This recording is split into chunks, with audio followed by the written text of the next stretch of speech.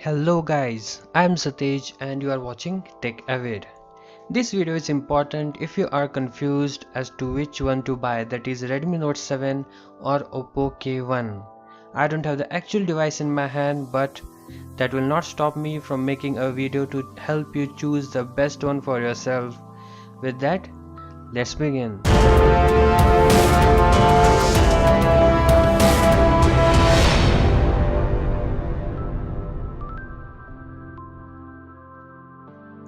Let's first check the design. Let me show you the specification on the screen and not waste your time. Let's discuss the points that matters. Okay, as you can see, the screen to body ratio for Redmi Note 7 is 81% and for Oppo it's 84%. So Oppo has more screen real estate, that means more content fits in the display, and I find that chin to be big in Redmi, which should have been a smaller like Oppo, where it is close to similar along all the sides. If you haven't used an AMOLED display before, then you won't know what you're missing.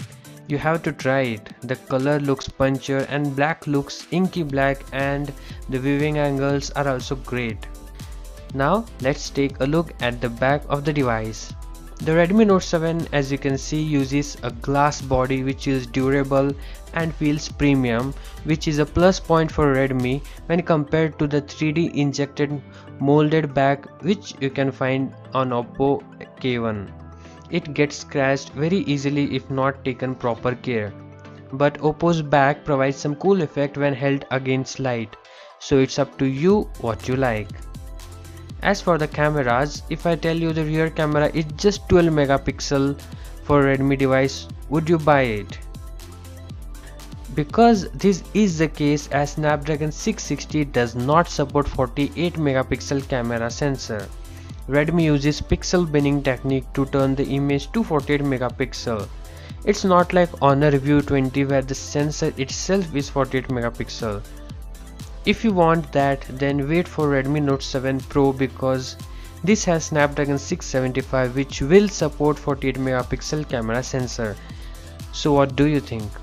As for Oppo K1, it has a 16 megapixel sensor which also takes a decent low light photos. So in cameras, both of them have equal to minor advantage.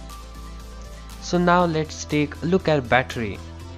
Hands down, the Redmi Note 7 is the best in this department, as it has more battery, that is 400 mAh more battery than K1, with the cherry on top being the Type C and fast charging, which the Oppo skipped because of the cost cutting strategies they applied.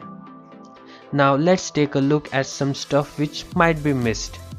Redmi does not support the Widevine L1, and for Oppo I did not find it, but probably it will not be available. If you know, then please comment below, and if you wait few days I will unbox it, the black color Oppo F1. Redmi has hybrid SIM slot. Now why Redmi, why don't you understand by now what people really want? Oppo has it covered by giving a dedicated micro SD card slot. Now to finish it up with the OS, for Redmi it will come with Android Pie out of the box, whereas for Oppo it's still Oreo. And the skin on top of OS is MIUI for Redmi and Color OS for Oppo. And it depends on your preference which OS you like. You can try a new OS if you like. And guys, unless you hate technology, please subscribe and see you in another video.